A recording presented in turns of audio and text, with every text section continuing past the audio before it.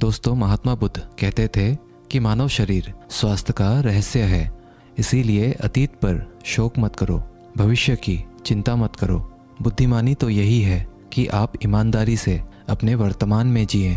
लेकिन हम में से अधिकांश लोग वर्तमान में जीना नहीं जानते, क्योंकि वो जीना ही नहीं चाहते।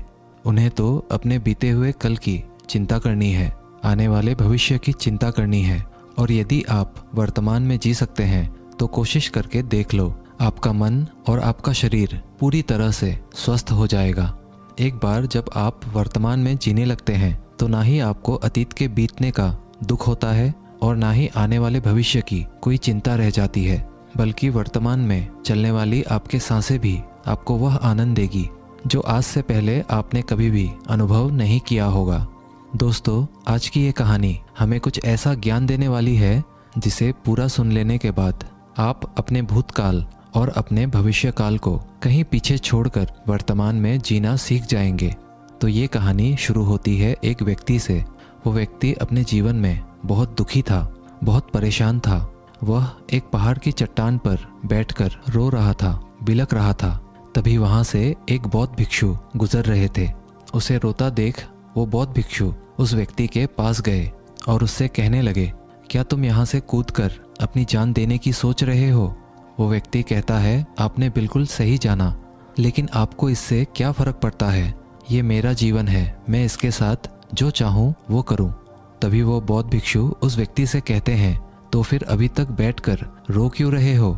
अगर तुम्हें अपनी जान लेनी ही है तो यहाँ बैठकर रोने से क्या फ़ायदा? इस बात को सुनकर वो व्यक्ति थोड़ा सा क्रोधित हो जाता है और उस बौद्ध भिक्षु से कहता है, देखिए महाराज, मैं यहाँ पर जो करने आया हूँ वो तो मैं करूँगा ही, लेकिन आपको इसमें दखल अंदाजी करने की कोई ज़रूरत नहीं। इतना कहते ही वो व्यक्ति फूट फूट कर रोने लगता है। तभी वो बौद्ध भिक्षु उससे कहते हैं, अच्छा ये बताओ, क्या तुम सब कुछ छोड़ आए हो या फिर अपने साथ कुछ लाए हो? तभी वो व्यक्ति बौद्ध भिक्षु को जवाब देते हुए कहता है, हे गुरुदेव, मैं सब कुछ छोड़ आया हूँ। मेरे पास अब कुछ नहीं है और ना ही मेरे पास इस वक्त कुछ खोने के लिए बचा है, तो फिर भला मैं जीकर क्या करूँगा? ये सुन वो बौद्ध भिक्षु उस व्यक्ति से कहते हैं, यदि ऐसा है तो तुम अपने सिर पर ये बोझ लिए हुए क्यों धो रहे हो? बौद्ध भिक्षु की ये बात सुनकर थोड़ा सा आश्चर्यचकित हो जाता है और उन बौद्ध भिक्षु से कहता है, हे गुरुवर, मैं कौन सा बोझ लिए धो रहा हूँ? मेरे हाथ खाली हैं और मेरे पास कुछ भी नहीं है। तभी वो बौद्ध भिक्षु कहते हैं, तुम्हारी सांसें भी ठीक से नहीं चल रही है। तुम आए तो हो यहाँ दुनिया छोड़ने और फूट फूट कर रोए भी जा रहे हो। एक खाली इंसान कभी भी ऐसा नहीं करता। जो कंगाल हो चुका हो, जिसके पास और कुछ ना बचा हो, वो भला क्यों रोएगा? ये सुन वो व्यक्ति और भी क्रोधित हो जाता है और उस बौद्ध भिक्षु से कहता है, आपको इससे क्या मतलब? तभी वो बौद्ध भिक्षु उस व्यक्ति से कहते हैं, क्या तुमने कभी अपने अंतर की ओर झांकने की कोशिश की है? तुमने कितना बोझ उठाया हुआ है? तुम अपने जीवन में कितना कुछ बोझ लेकर अपने इन दो कंधों पर धो रहे हो? इन सभी बोझों को कब तक धोओगे? इन बोझों को यहीं पर उतार दो और थोड़ा सा हल्का हो जाओ। कब तक इन बोझों के तले दबे रहोगे? जैसे ही उस व्यक्ति ने उस बौद्ध भिक्षु के मुंह से ये सारी बातें सुनी, वो तुरंत ही उनके चरणों में गिर पड़ा और उनसे हाथ जोड़कर कहने लगा, हे गुरुदेव, अभी तक मुझे कोई नहीं समझ पाया था। यहाँ से कई लोग आए और गुजर गए, लेकिन किसी ने भी मुझसे ये सब नहीं कहा। आपने तो मेरे मन की बात पढ़ ली, यहाँ तक कि मेरे घरवाले भी मुझे नहीं समझ पाए, लेकिन आपने एक बार में ही मुझे पूरी तरह से जान लिया है। आगे वो व्यक्ति बौद्ध भिक्षु से कहता है, क्या आप मेरी इस समस्या का समाधान कर सकते हैं? बौद्ध भिक्षु कहते हैं, कहाँ है समस्या? वो व्यक्ति कहता है, मेरे घर पर है, आप मेरे साथ चलिए। वो बौद्ध भिक्षु उस व्यक्ति से कहते हैं, नहीं, समस्या तुम्हारे घर पर नहीं है। वो व्यक्ति कहता है, नहीं नहीं गुरुदेव, समस्या मेरे घर पर ही है। आप एक बार मेरे साथ चलकर तो देखिए। वो बौद्ध भिक्षु उस व्यक्ति को समझाते हुए कहते हैं, समस्या तुम्हारे घर पर नहीं, तुम्हारे भीतर है। क्या तुमने कभी अपने भीतर झांकने की कोशिश की है? सारी समस्याएं तुम्हारे भीतर है। जब तक तुम उसका समाधान नहीं करोगे तो तुम्हें हर जगह हर समय समस्या ही दिखेगी। और यदि समस्या तुम्हारे घर पर है तो तुम इस पहाड़ की चोटी पर क्या कर रहे हो? तुम तो कह रहे थे कि तुमने पीछे सब कुछ छोड़ दिया है, अपना घर, अपने परिवार, अपने सगे संबंधी, और यदि तुमने ये सारी चीज़ें छोड़ ही दी हैं तो तुम्हारी समस्या भी वहीं पर छूट गई है। फिर तुम भला इतने परेशान क्यों हो? उस बौद्ध भिक्षु के मुंह से ये सारी बातें सुनकर वो व्यक्ति कहता है, हे गुरुवर, आप सही कहते हैं, मैं आपकी बातों को समझ पा रहा हूँ। कमी तो मेरे ही अंदर है, मैं किसी काम का नहीं हूँ। मैं जब भी कोई काम करने जाता हूँ तो सब बिगाड़ देता हूँ। मेरे हाथों सारे काम गड़बड़ हो जाते हैं। मैंने आज तक कोई भी काम ढंग का नहीं किया। मेरी तो किस्मत ही खराब है। उस व्यक्ति के मुख से ये सारी बातें सुनकर बौद्ध भिक्षु मुस्कुराने लगे और उस व्यक्ति से कहा, अच्छा, तुम्हें लगता है कि तुम्हारी किस्मत खराब है, तो मुझे ये बताओ क्या खराबी है तुम्हारे किस्मत में? तभी वो व्यक्ति उस बौद्ध भिक्षु से कहता है, हे गुरुवर, मुझे व्यापार करना था और व्यापार करने के लिए मुझे धन की आवश्यकता थी। इसीलिए मैंने अपने परिवार से थोड़ा सा धन लिया और उसी धन से मैंने अच्छा सा व्यापार खड़ा किया। लेकिन गुरुवर, मेरा व्यापार ज़्यादा दिन तक नहीं चल सका। शुरू में मेरे परिवार वालों ने मेरा पूरा साथ दिया और तब तक सब कुछ ठीक भी चल रहा था। लेकिन धीरे धीरे मुझे मेरे व्यापार में नुकसान होने लगा और ये सब देख मेरे परिवार वाले मुझसे नाराज़ हो गए और मुझसे दूर चले गए। मैं तो चाहता था कि मैं अच्छा व्यापार करूं, अच्छा धन कमाऊं, ताकि मैं अपने परिवार को अच्छे से संभाल सकूं, उन्हें वो हर सुख सुविधा दे सकूं जिनकी उन्हें आवश्यकता है। मैं तो सब उन्हीं के लिए कर रहा था, लेकिन वो लोग मुझे समझ नहीं पाए और मुझे ही इसका जिम्मेदार ठहराते हैं। और मुझे भी यही लगता है कि मैंने गलत किया, क्योंकि मेरा भी एक मित्र है, उसने मेरे साथ ही व्यापार शुरू किया था, लेकिन उसका देखो, उसका व्यापार बहुत अच्छा चल रहा है। मेरा मित्र जब भी मेरे घर आता है तो अपने अच्छे व्यापार की बातें अवश्य बताता है। वो हमेशा ये कहता रहता है कि किस तरह से उसने अपने दम पर व्यापार को खड़ा किया है और उसे चलाने में भी वह सक्षम है।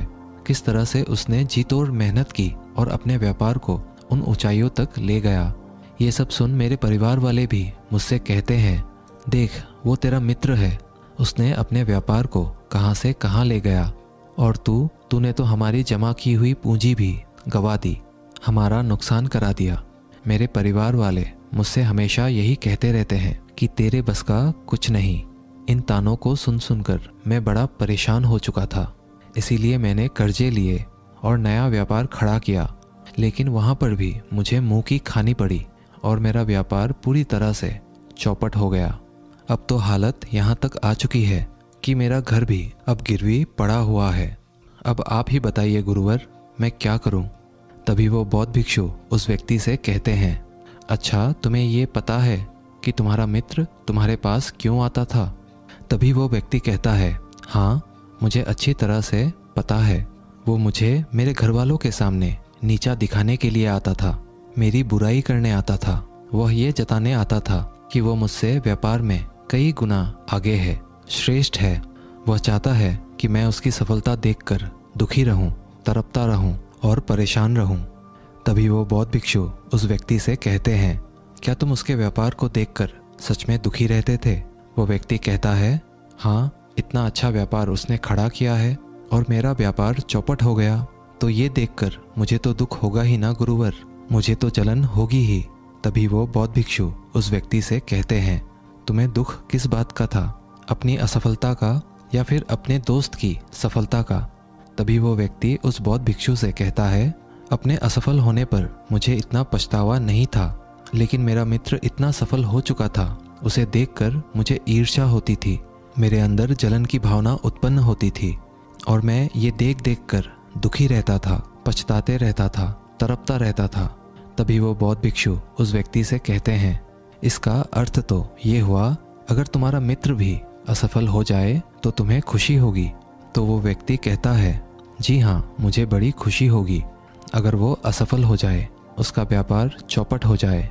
ये सुन बौद्ध भिक्षु फिर से एक बार मुस्कुराने लगे और उस व्यक्ति से कहते हैं, इसका अर्थ तो यही हुआ कि तुम्हारी खुशी तुम्हारे मित्र पर निर्भर करती है। यदि वो चाहे तो तुम्हें खुश कर दे और यदि वो चाहे तो तुम्हें दुखी कर दे, क्योंकि तुम खुद से ना तो खुश हो सकते हो ना ही दुखी। तुम तो अपने मित्र के गुलाम बनकर रह चुके हो। और अगर यही बात है तो तुम्हारी समस्या का कोई समाधान नहीं है, क्योंकि तुम्हारी खुशियाँ और तुम्हारी तकलीफ़ें ये सब दूसरों के व्यवहार पर निर्भर करती है। तुम्हारे कर्मों से तुम्हारा तो कुछ हुआ नहीं, ना तो तुम अपने कर्मों से खुश हो सके और ना ही दुखी। इसीलिए तुम्हारी समस्याओं का मैं कोई समाधान नहीं कर सकता। तभी वो व्यक्ति उन बौद्ध भिक्षु से कहता है, हे गुरुवर, ऐसा मत कहिए। मुझे आपसे बात करते करते बहुत आशा आपसे हो गई है, क्योंकि आप ही वो है जिन्होंने मुझे जाना है, मुझे समझा है। हे गुरुवर, मैं आपसे विनती करता हूँ कि मेरे इस समस्या का समाधान मुझे आप बताइए। तभी वो बौद्ध भिक्षु उस व्यक्ति से कहते हैं, जब हम दूसरों से आशा बांध लेते हैं तब हम दूसरों पर पूरी तरह से निर्भर हो जाते हैं।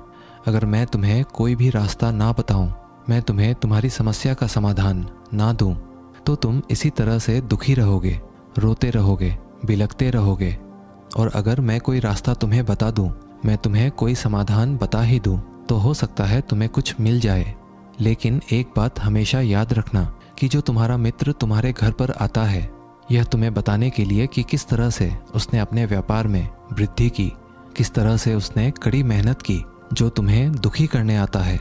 लेकिन क्या तुमने कभी गौर किया है, तुम्हारा मित्र बात तो सच्ची ही कह रहा है कि किस तरह से उसने अपने जीवन में वह संघर्ष किया और उस मुकाम तक पहुंचा है। तो उसने अपने अनुभव की ही बात तो तुम्हें बताई है। अब चाहो तो तुम उस अनुभव का इस्तेमाल कर सकते हो, या फिर तुम उस अनुभव को व्यर्थ ही जाने दे सकते हो और अपने मन में ईर्ष्या जैसे भाव उत्पन्न कर सकते हो। समझदारी तो इसी में है कि जब वो तुम्हें अपने अनुभव के बारे में बता रहा है कि किस तरह से उसने संघर्ष किया है अपने जीवन में अपने व्यापार को उस ऊंचाई तक पहुंचाने के लिए, तो तुम अपने बुद्धि का इस्तेमाल करो, उसके अनुभव का इस्तेमाल करो, उसके ज्ञान का इस्तेमाल करो। तुम्हें तो खुश होना चाहिए। तुम्हें जो अनुभव चाहिए था तुम्हारा मित्र आकर तुम्हें घर पर ही दे रहा है, और इस पर तो तुम्हें अपने मित्र का आभार प्रकट करना चाहिए, क्योंकि घर बैठे बैठे तुम्हें वह अनुभव प्राप्त हो रहा है जो तुम अपने जीवन से प्राप्त नहीं कर सके। इसीलिए आगे बढ़ो, संघर्ष करो, उस अनुभव का इस्तेमाल करो और कभी हार मत मानो, क्योंकि समय की एक खूबी है, समय चाहे कैसा भी हो बदल जरूर जाता है। इसीलिए समय चाहे जैसा भी हो, अच्छा या बुरा, दोनों का गुजरना तय है। लेकिन सबसे ज़रूरी यहाँ पर समझने वाली बात यह है कि इन दोनों वक्त को देखने के लिए तुम्हारा जीवित रहना आवश्यक है। और जब तुम्हारा अच्छा वक्त शुरू होगा, तुम अपने संघर्ष से अपने व्यापार को खड़ा करोगे और अपने व्यापार को उन ऊंचाइयों तक ले जाओगे। तब वही तुम्हारे मित्र तुम्हारी सफलता की नहीं, तुम्हारी असफलता के गुण गाएंगे, ताकि तुम उन्हीं की तरह कोई गलत निर्णय लो और तुम उन्हीं की तरह बर्बाद हो जाओ। तो यहाँ पर तुम्हें अपनी बुद्धि का इस्तेमाल करना होगा। तुम्हें उनकी बातों पर ध्यान ना दे करके बल्कि अपने बुद्धि का प्रयोग करना होगा, क्योंकि उस समय वे तुम्हें सुखी नहीं दुखी करने आएंगे, क्योंकि उसे भी तुम्हें दुखी देखकर उतना ही मज़ा आएगा जितना कि तुम्हें उसे दुखी देखकर आएगा। ये सारी बातें सुन वो व्यक्ति उस बौद्ध भिक्षु से कहता है, हे गुरुवर, आप बिल्कुल ठीक कह रहे हो। मेरे जीवन को मैं नहीं चला रहा, बल्कि मेरे सगे संबंधी और मित्र चला रहे हैं, जो मेरे जीवन में सुख और दुख भरे जा रहे हैं। लेकिन गुरुवर, यहाँ पर मेरा एक प्रश्न है। जब मैंने व्यापार खड़ा किया था तो मेरा उद्देश्य यही था कि मैं अपने परिवार को सुखी रख सकूं, उन्हें वह सुख सुविधाएं दे सकूं। तो क्या अपने परिवार के लिए ये सारी बातें सोचना गलत है? मैं तो अपने परिवार के लिए ही सब कुछ कर रहा था, लेकिन व्यापार में नुकसान होने के बाद वह परिवार भी मुझे छोड़ गया। इस पर बौद्ध भिक्षु मुस्कुराने लगे। तभी वो व्यक्ति बौद्ध भिक्षु से कहता है, इसमें मुस्कुराने की क्या बात है? क्या मैंने कोई गलत प्रश्न पूछ लिया? तभी वो बौद्ध भिक्षु कहते हैं, नहीं, हर व्यक्ति यही चाहता है कि कोई उसकी गलती पर सांत्वना दे, और तुम भी वही चाहते हो। हर कोई यही चाहता है कि जब वो कुछ करे तो उनकी प्रशंसा की जाए, और जब हमें प्रशंसा नहीं मिलती है तो हमें भीतर ही भीतर बड़ा दुख होने लगता है। हमारे मन को एक ठेस पहुंचती है, और तब हमारे मन में ये भाव उत्पन्न होने लगता है कि इस दुनिया में सभी मतलबी हैं, सभी अपने मतलब के लिए जीते हैं, सभी अपने मतलब के लिए काम करते हैं। और सभी हमारे साथ अपने मतलब के लिए ही रहते हैं। लेकिन अगर तुम किसी को अपना परिवार मानते हो और अपने उस परिवार के लिए कुछ करना चाहते हो, तो फिर तुम्हें ऐसा क्यों लगता है कि तुम दूसरों के लिए कर रहे हो? तुम तो अपने लिए ही कर रहे हो ना। अगर तुम्हें लगा कि तुम दूसरों के लिए कर रहे हो तो तुम जीवन भर दुखी ही रहोगे। और जब तुम्हें लगेगा तुम अपने लिए कर रहे हो, तब तुम्हें एक अजीब सी खुशी प्राप्त होगी और तुम हमेशा खुश रहोगे। और जब तुम अपने कार्यों को बेहतर से और बेहतरीन करने में लगे रहोगे, तो तुम्हें किसी की सांत्वना की भी कोई ज़रूरत नहीं पड़ेगी। तभी वो व्यक्ति उन बौद्ध भिक्षु से कहता है, हे गुरुवर, मुझे आपकी बात समझ में आ गई। अब तक मेरी किस्मत दूसरों के हाथों में थी। वो उसमें जैसे रंग चाहे, सुख के या दुख के, भर दिया करते थे। लेकिन अब से मैं अपनी किस्मत अपने हाथ में रखूँगा और फिर चाहे ये अच्छी हो या खराब, मैं हार नहीं मानूंगा। आखिर में वो व्यक्ति उस बौद्ध भिक्षु से कहता है, हे गुरुवर, आपकी सारी बातें तो मैं समझ गया, लेकिन क्या आप मुझे कुछ दे सकते हैं जो मेरे जीवन के सबसे बुरे वक्त में मेरा साथ दे सके, मेरा साथ निभा सके? ये सुनकर वो बौद्ध भिक्षु उस व्यक्ति को एक छोटा सा बक्सा देते हैं और कहते हैं कि ये वस्तु मेरे दिल के बहुत करीब है और इसे तुम्हें अपने बहुत करीब ही रखना होगा। इस बक्से में एक ऐसा राज है जो तुम्हें बड़े से बड़े दुखों से बाहर निकाल सकता है, बड़ी से बड़ी विपत्तियों से छुटकारा दिला सकता है। और इसे तुम तब खोलना जब तुम्हें लगे अब कोई राह नहीं बची हुई है, जब तुम्हें ये लगने लगे कि सब कुछ व्यर्थ है, मैंने जो बातें कही है वो भी व्यर्थ है, ये दुनिया भी व्यर्थ है, यहाँ रहना भी व्यर्थ है। इतना कहकर वो बौद्ध भिक्षु उस बक्से को उस व्यक्ति को थमा देते हैं और फिर वहाँ से चले जाते हैं। वो व्यक्ति उस बक्से को लेकर वापस अपने घर आता है और फिर एक नया कारोबार शुरू करता है। अब की बार वो कारोबार में हार नहीं मानता है और उसका कारोबार बहुत अच्छा चल पड़ता है। उसका कारोबार चलने के कारण उसका परिवार भी अब उसके साथ आ चुका था। उसके पास जीवन की हर सुख सुविधाएं भी आ गई थी। अब वो ना तो भूतकाल का रोना रोता था और ना ही भविष्य काल की चिंता करता था। वो तो केवल अपने वर्तमान को और ज़्यादा बेहतर बनाने की कोशिश में लगा रहता था। लेकिन समय हमेशा बदलता रहता है। जिस तरह से बुरा समय हमेशा नहीं रहता, ठीक उसी प्रकार अच्छा समय भी हमेशा नहीं रहता। उस व्यक्ति के जीवन में एक बार फिर से अच्छा समय समाप्त हो चुका था। वो जिस राज्य में रहता था, उस राज्य पर पड़ोसी राज्य ने चढ़ाई कर दी थी और पूरा राज्य तबाह कर दिया था। उसका व्यापार भी पूरी तरह से तबाह हो चुका था। वह अपने परिवार के साथ दर दर की ठोकरें खाने लगा। उसे यहाँ से वहाँ भागना पड़ा, यहाँ तक कि उसके पास खाने पीने के लिए भी पैसे नहीं बचे थे। उसके बच्चे भी अब बीमार पड़ चुके थे, उनके इलाज के लिए भी उसके पास पैसे नहीं थे। तब उसे एहसास होने लगा ये सब व्यर्थ है, उसका ये जीवन जीना भी व्यर्थ है, ये पूरा संसार व्यर्थ है और जो कुछ भी बातें उस बौद्ध भिक्षु ने कही थी वो सारी बातें भी व्यर्थ हैं। आज मेरे पास कुछ नहीं बचा, आज मेरे पास जीने का कोई मकसद नहीं बचा।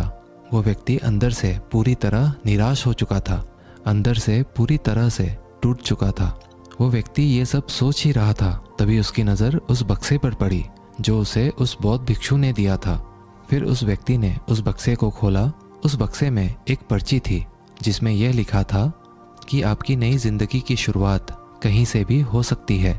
आपके पास सोने का सिक्का हो ना हो, लेकिन आपके पास वो हिम्मत तो है, तो कुछ ना कुछ आप अवश्य ही कर लेंगे।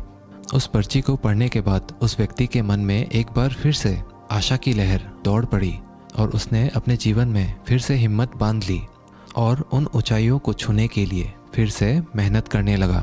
दोस्तों, उम्मीद है आज के इस वीडियो से आपने ज़रूर कुछ ना कुछ मूल्यवान सीखा होगा। तो इस वीडियो को एक लाइक और अपने दोस्तों के साथ शेयर ज़रूर कीजिएगा। मिलते हैं अगले वीडियो में, तब तक के लिए धन्यवाद।